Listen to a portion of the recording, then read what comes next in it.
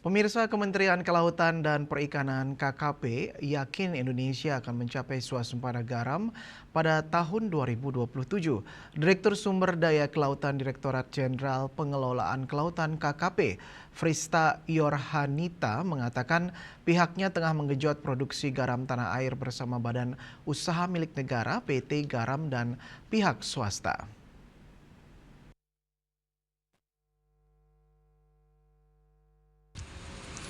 Kementerian Kelautan dan Perikanan atau KKP menggandeng PT Garam dan Gabungan Produsen Makanan dan Minuman Indonesia untuk mewujudkan swasembada garam nasional pada tahun 2027.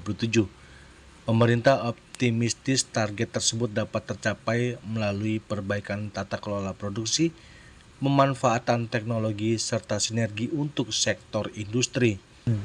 Direktur Sumber Daya Kelautan Direktorat Jenderal Pengelolaan Kelautan (KKP), Frista Yorhanita menyatakan, swasembada garam membutuhkan perbaikan menyeluruh dari hulu hingga hilir sekaligus keterlibatan pelaku usaha dan investor. Pemerintah harus optimis bahwa memang swasembada garam itu akan tercapai di 2027. Makanya tadi saya sampaikan tidak mungkin semuanya dikerjakan dulu oleh pemerintah. Ini ada PT Garam yang mulai investasi untuk memproduksi garam juga.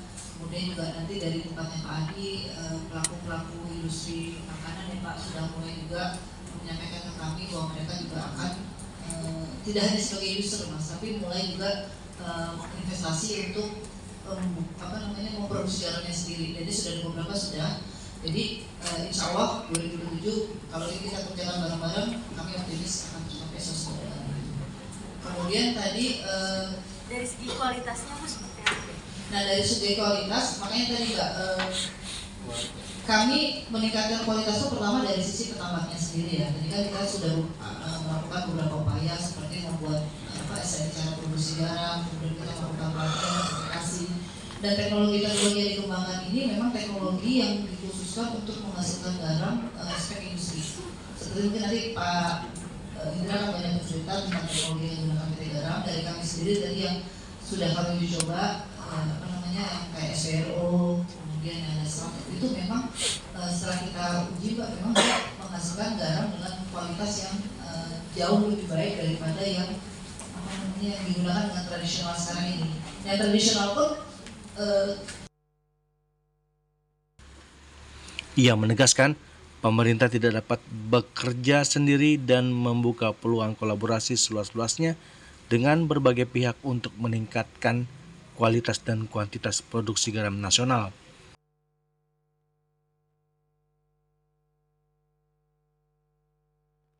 Dari Jakarta, Juli Suhata dan Ketut Sumadiasa melaporkan.